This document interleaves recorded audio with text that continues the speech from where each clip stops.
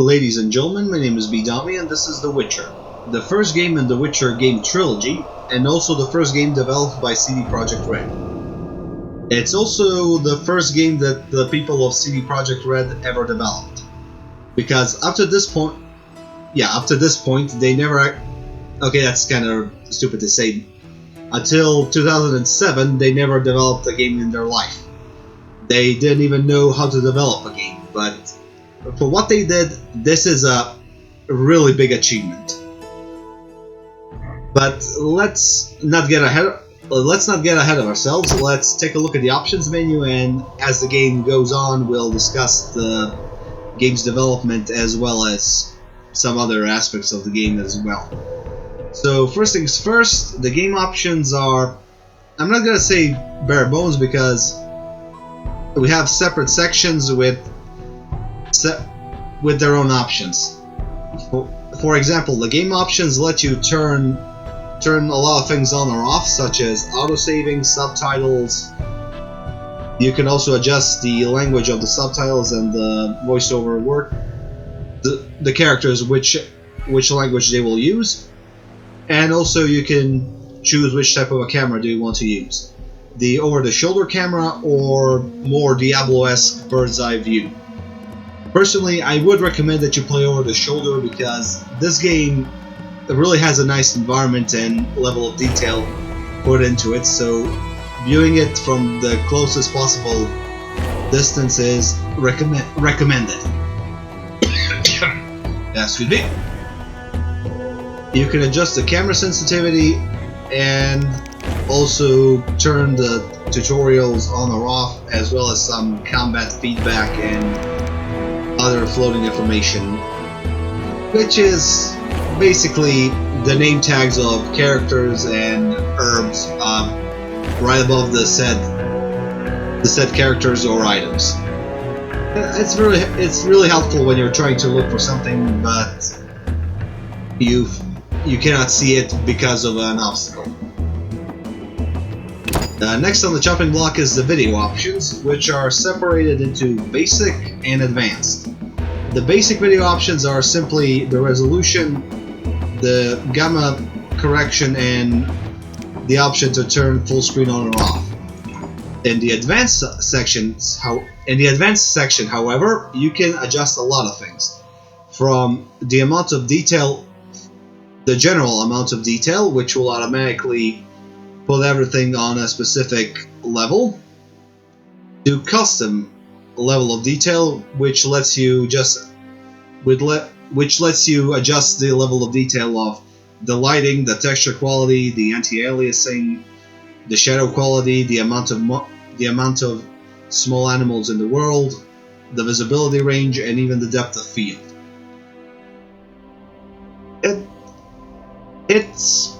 It's kind of puzzling why would these two categories be separated from each other, but let's be honest, if you want to simply, in most cases, people just go to video options to adjust the resolution and the full screen, and probably a few minor details about the level of detail.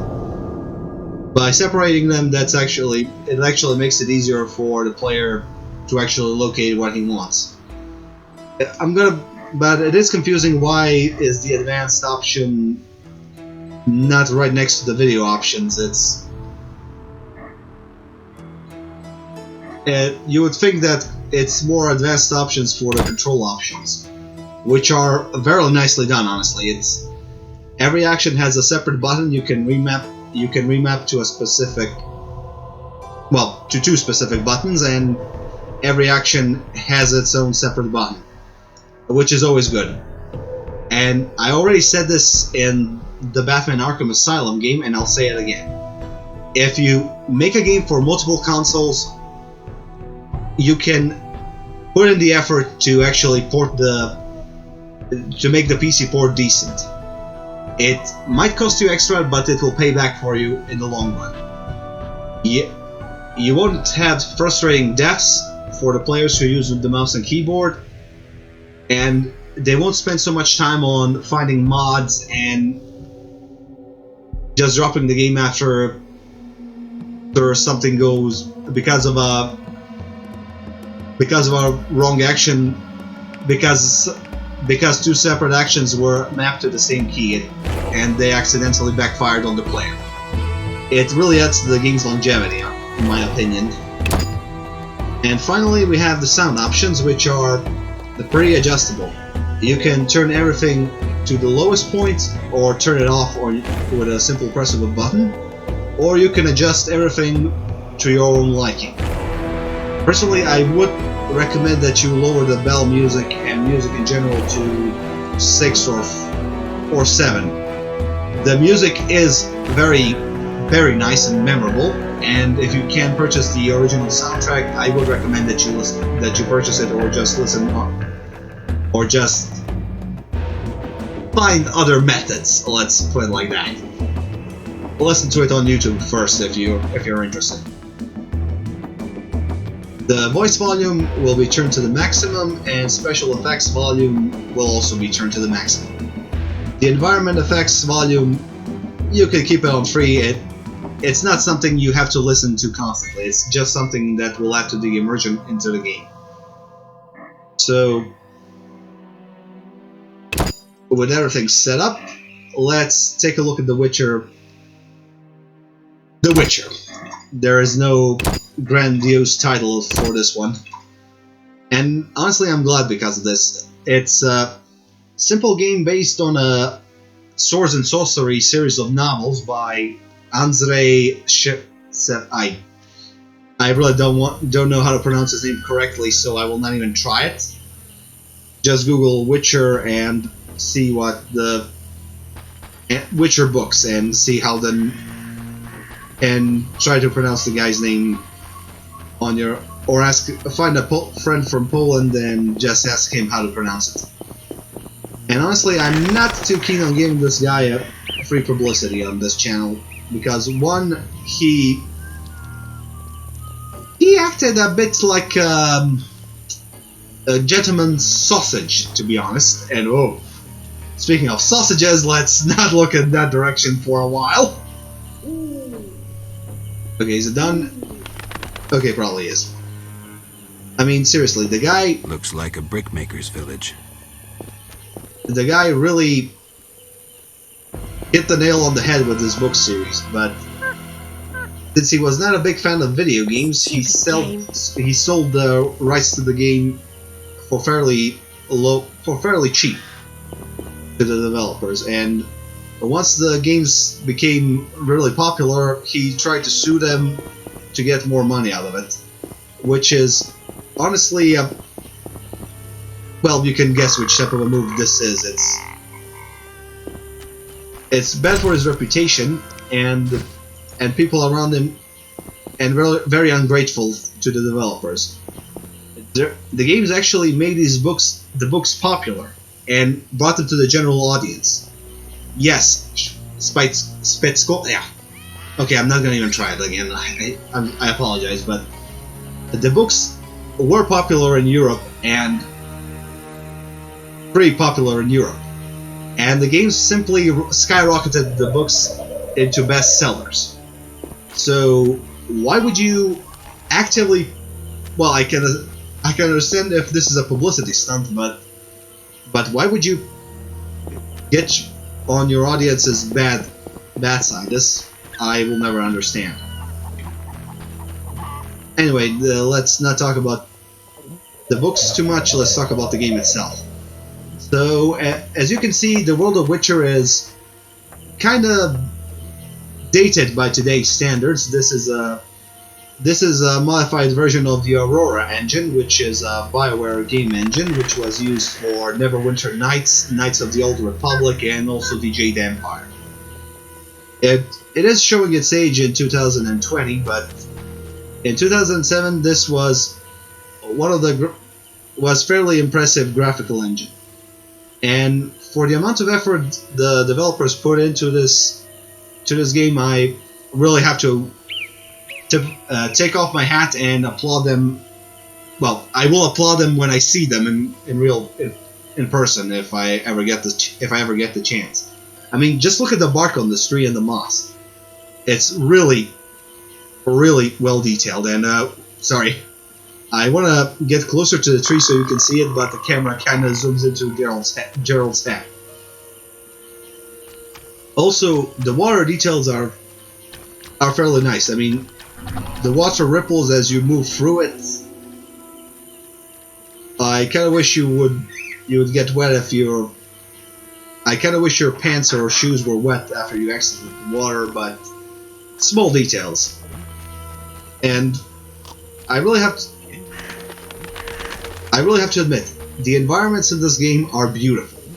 The character models are, well, as you can see, well, you cannot see this. Well, you can see the children. They're pretty similar.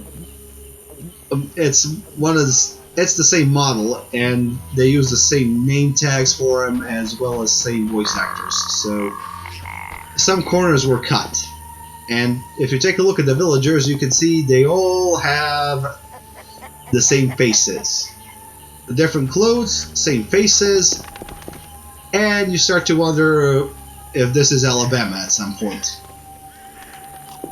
But for its shortcomings, I have to admit, I really enjoyed the amount of detail and effort the developers put into this. I mean, just look at Gerald. At this level, he's already well detailed. But if we start talking to someone, for example, this old brick maker, we'll see him even closer, and we'll also hear some. Well, I'm not gonna say stellar voice acting, but it's very decent voice acting, and writing. The dialogue writing and the story writing is one of the game's strong points. Greetings. Greeting, my lord, greeting. What's with you? Not now, but when I was 6, a brick fell on me head. I was playing a game where you toss a brick in the air, counted 5 and ran so the brick wouldn't bop you. Never was good at counting. They say the brick made me stupid. Mm-hmm. If you need help getting somewhere, you come to the right place.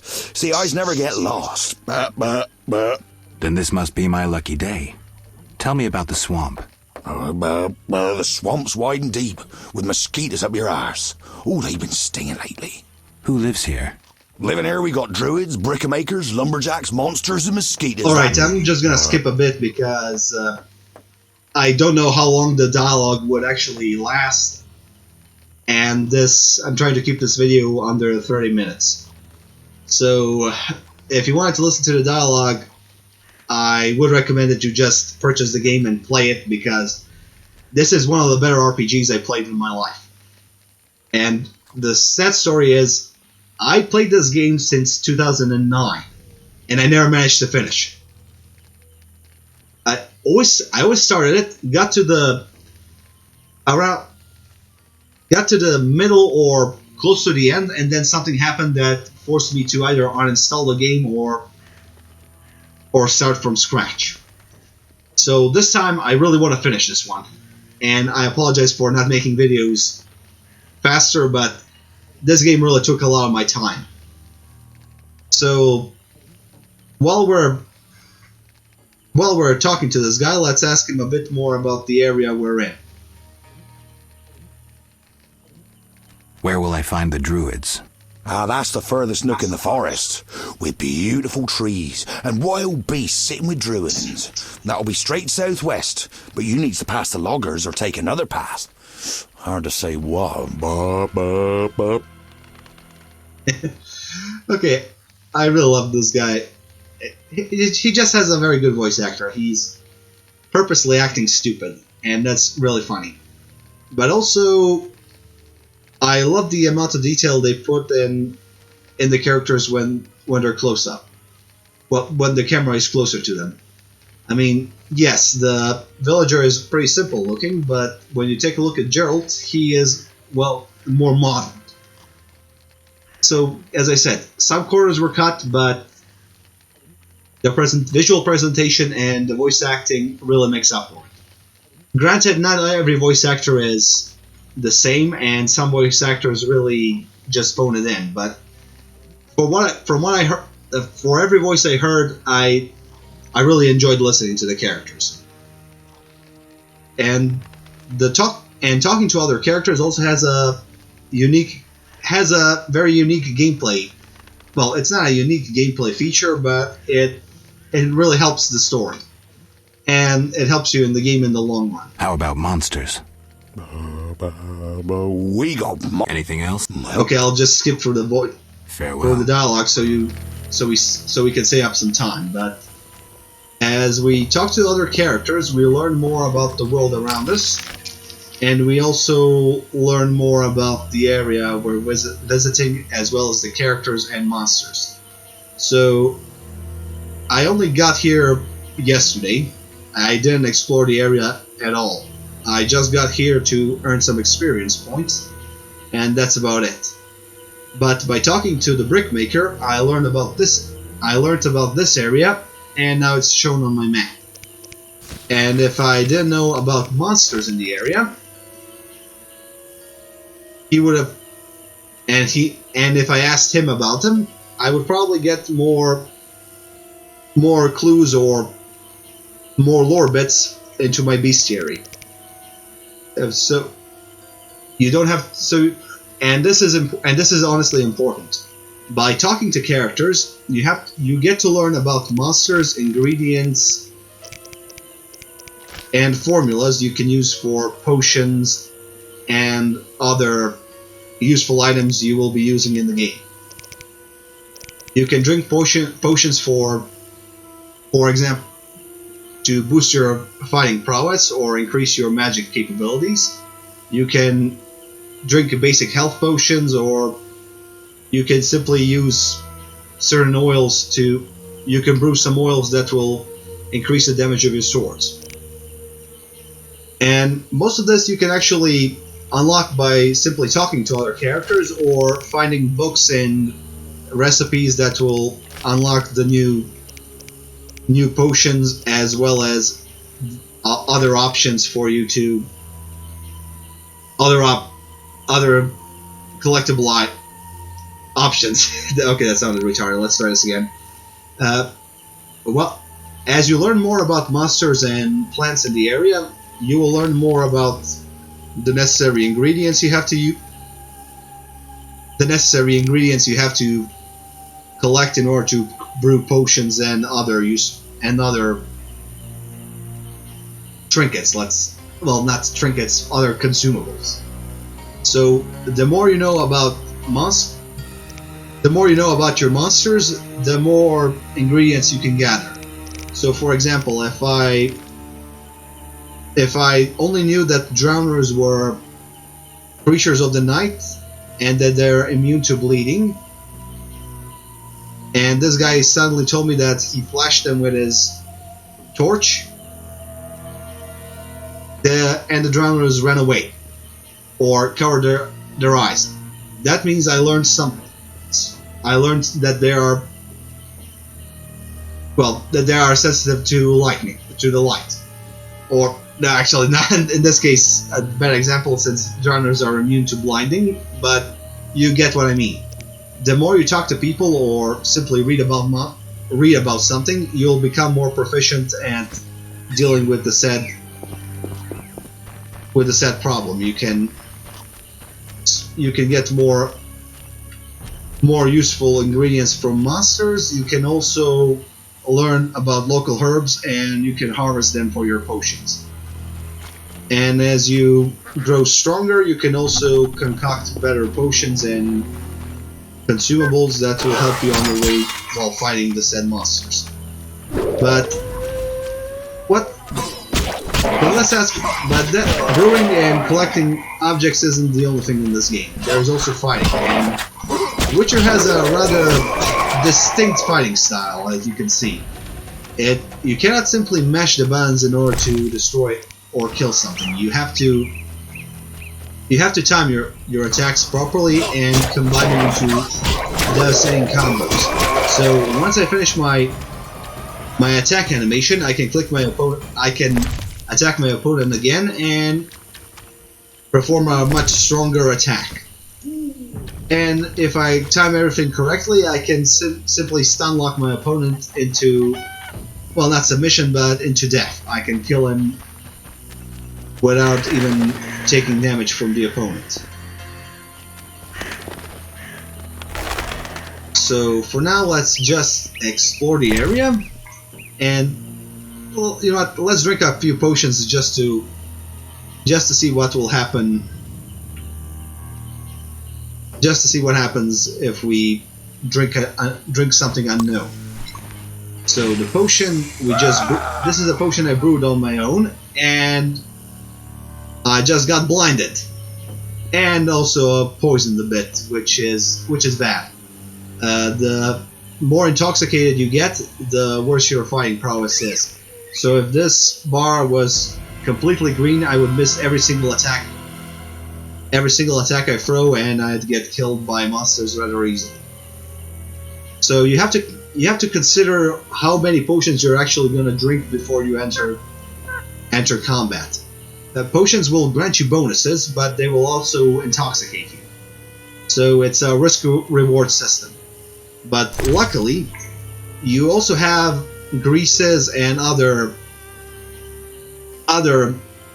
enhancements for your attacks. You can, for example, you can sharpen your sword with a meteorite, and this will add a bit more. This will add a bit more damage to the silver sword when we're fighting more dangerous monsters. Also, I can use some oils and greases on my whoosh. Oh god, no. I can also use more.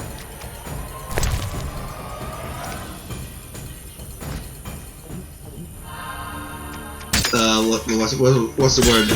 More. Yes, to be.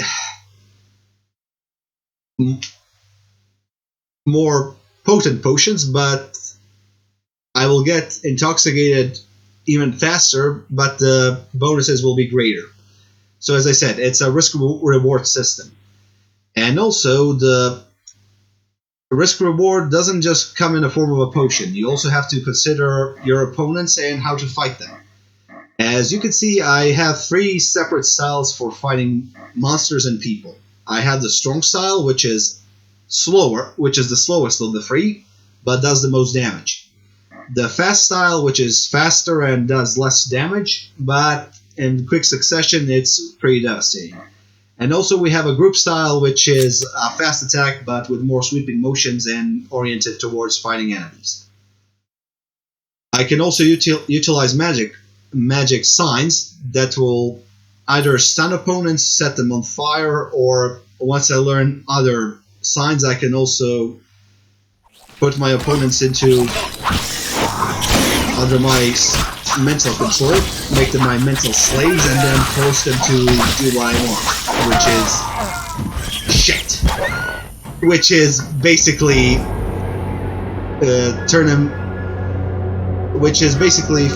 I would force them to fight for me. But that's the story for a different video. I'll show you those signs in Witcher 2. For now, let's go to an earlier stage of the game and show you a bit more of the leveling up system and show you a bit more about some other special interactions you can and how talking to other people works. So for now, we'll just take a quick rest. We'll talk to our friend Vesemir and partake in a certain activity he's offering us, which is rest.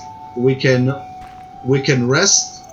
Certain characters will allow us to rest, and they will also allow us to and they also allow us to partake in trade or play a game of dice with them. Luckily, I did save this right before I upgraded my character, so you can see the leveling system. And as you can see, we have 3 separate categories of the leveling up. We have bronze talents, which are the lowest talents of a Witcher can use. And as we upgrade our talents, we will upgrade our Witcher level. Once we reach a certain Witcher level, we will unlock higher tier talents, such as the silver talents and also the golden talents. and the higher the higher the talents are, the better the perks you get. And also, this is something I really like about this RPG. You cannot simply upgrade everything. You really have to consider what you're gonna upgrade and how it will affect your playstyle. Personally, I like to mix things up and make my life easier. So, because one, I cannot pick herbs or collect other ingredients from monsters if I'm not intelligent enough. But this is somewhat weird considering the fact that herbalism or simply an act of picking up a flower should be something that every human being can do without any special training. But anyway, let's just give you a quick demonstration by upgrading our Witcher talents and put some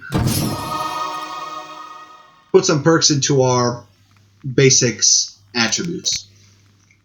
And as we upgrade ourselves, we have to meditate for a while, which is indicated by this clock. So we can meditate from dawn to until dusk, or from dawn until dawn, which is for 24 hours. We can also, or we can just spend an hour meditating just to quickly rest up and lose some unwanted, toxicity and other unnecessary or unwanted effects. Every effect takes if you're poisoned or if you drink a specific potion, the after effects will last for a couple of hours. So if you want to get rid of them quickly and I don't mean by drinking other potions or dying, the fastest way to do it is simply to meditate somewhere. You can also use the time while meditating to brew potions, which we unfortunately cannot do at the moment because I don't have the necessary ingredients. But I just had to level up my character, so we'll just meditate quickly and move on to the next segment. So as you can see, this is a very early point of the game where we just lost a friend. You probably know this because a lot of people played Witcher. Eskel came by while you were resting. Triss is still unconscious, but stable. That's a relief. I've made a decision, Wolf. We abandon Kaer Morhen. There's nothing holding us here. I see. We need to bid Leo farewell and wait for Triss to recover. And the bandit? So, yes, I can do that. Lambert? Let's get to later. Okay, yeah. I really apologize for skipping through this, but one, I really want to show as much of this game to you as possible. So, let's see, I showed you how the signs work, which are the Witcher's magics. You can unlock them at specific areas or specific shrines, such as this one, which once you visited the first time, you get to use the magic in question. But once you visit it again, you get a boost to a specific sign. So as you travel along, look for shrines and other places of power, which are indicated by the blue or specific glows, and you'll get pretty decent bonuses for a set amount of time. And also, pay close attention to your medallion.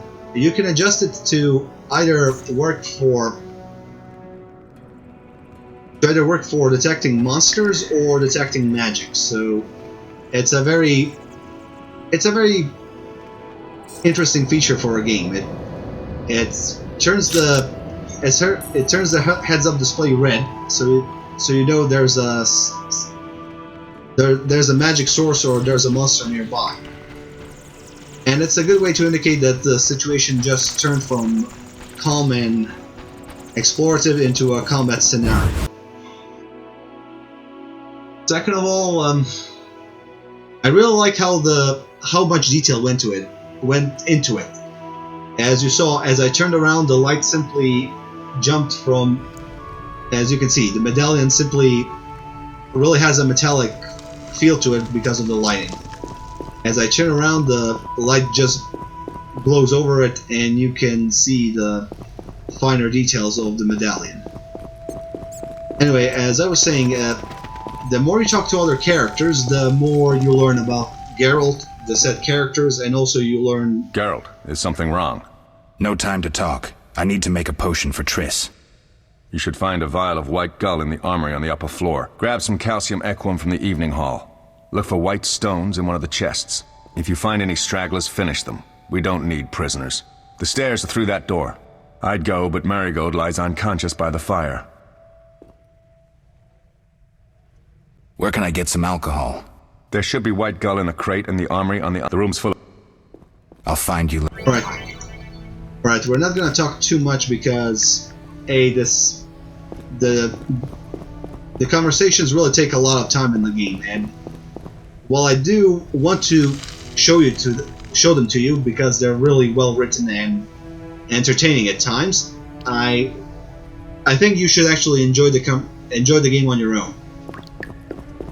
Your decisions, the decisions you make while conversing with our characters really matter, and also they affect the story later down the line of what you're later down the line. The Salamandra.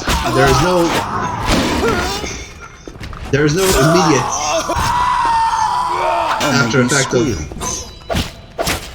No, excuse me. So as I was saying, the story for Witcher for this game is a really mature one. You have to know and you have to understand what's happening and why certain characters are doing specific things, or you have to be mature enough to actually understand why is someone doing a bad thing for what reason. And I know this doesn't make much sense, but if you played Witcher 3 and solved the Duke's quest, okay, I really don't want to spoil too much for anyone, but if you played Witcher games, you know what I mean. For example, I met a group of bandits, or freedom fighters in this case, who wanted to purchase weapons from me, and I made a choice to actually sell them the weapons. And later down the line, the said freedom fighters actually murdered someone that was important to my quest. So my quest failed because I sold the weapons to the bandits, basically. And that didn't happen immediately. This happened after a pretty decent amount of time. So your actions will have consequences, and your choices really affect. Ouch! This is not the pod one. And your choices really affect the world around you. There is no black or white. The world is not black and white. You have to choose between lesser evils. You also have to choose. You can also choose how quests will end.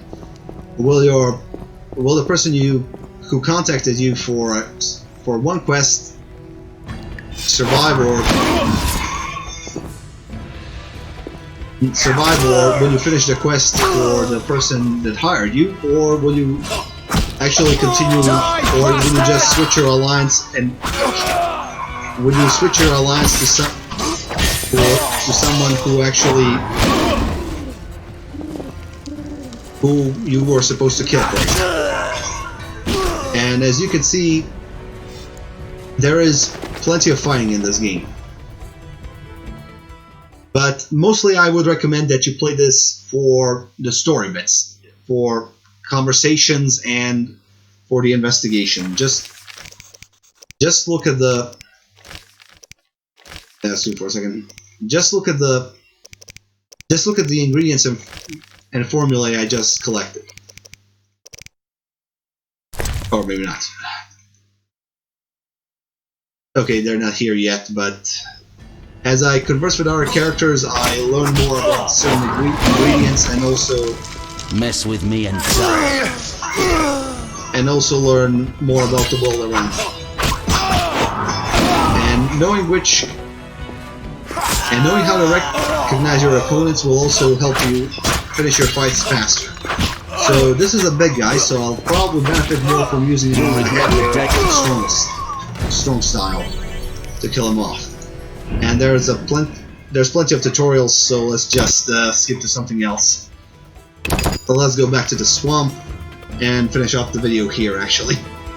So as you saw, the game has a lot of detail for it, even though it's using an older engine for. Even though it's using an older engine. And so far, I can only sing high praises for the game. It does have some negative points, such as that once a character tries to talk to you, even if you're moving away from him, you will get stuck in the approachment. You'll get stuck in the animation where the character approaches you and you cannot simply run away. You saw that when I exited the dungeon when I was resting and started talking to Lambert, who told us to actually gather the ingredients for a potion. I cannot simply avoid certain conversations. I really have to go into them. And if I'm in the area with the character, it will automatically start the quest even if I don't want to start it just yet. The second thing but I don't mind this specific. This is actually a pretty nice touch. The game won't tell you everything. You have to explore on your own. If you miss a conversation with someone and enter the quest without specific information, it will reflect it. You won't have a conversation option that. It will not have a conversation option that actually includes the information you were given. You have to explore the area around you to find clues, also find books and other necessary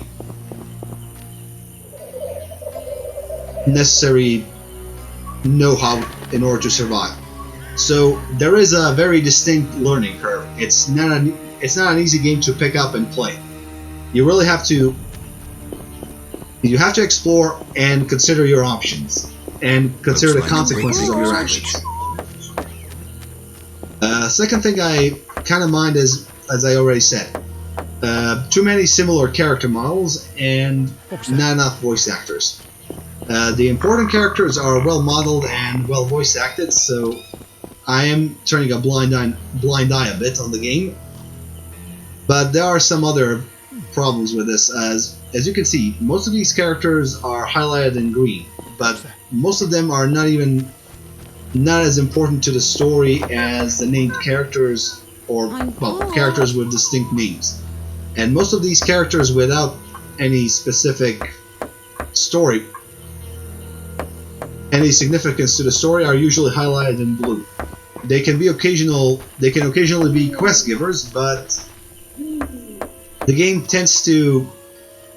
doesn't distinct them too much. So when I enter here, I think everyone here is important for a quest or something. And once I start talking to them, this happens. I just get a basic voice clip, and that's about it. There is no conversation or a quest. Granted, there might be a quest that's ready to be discovered, but I haven't found anything that would start it. And these guys are all related to the quest in some way. But as you can see, at the moment it's just confusing. I really wish the color highlights were, well, not adaptable, but if they were simply utilized better in some cases. And the fighting system is rather, well, I'm not gonna say basic, but I'm gonna show it to you once, just so you can see. The animation for dodging or fighting isn't well optimized. So let's say I attack this guy and hit him. I got hit, but there isn't much of an indication that I got hit. You saw me dodging once, but nothing else. I simply stood still and simply slided backwards. As you can see, this guy took a swing at me, and there isn't much of a reaction from Geralt. Geralt, sorry. As you can see, I really don't have. The animations are somewhat ridiculous at certain points. I used the strong style on purpose just so I could give this guy some time to move away and survive, but he simply waves backwards, and that's about it. The animation is kind of limited, then that's what I'm trying to say. There aren't many indications that you're getting hurt until the health bar reaches critical levels and the screen turns black and white, and you can hear your heartbeat, and then you die. So there aren't many visual indications that you're taking damage, and I wish this was better implemented. But all in all, this game is pretty fun. I enjoy talking to the characters, I enjoy partaking in quests, and I really enjoy just listening to the music and exploring the world around me. You see, this is an open world done right. It's small enough to be explorable, but has enough content to actually keep you interested in the map you're currently visiting. Not many games do this. GTA, for example, it's a lot of quantity over quality. It's big and open, but you cannot enter the buildings. You cannot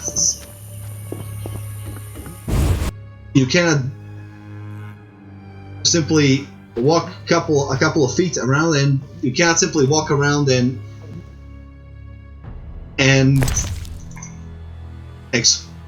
you can explore the area.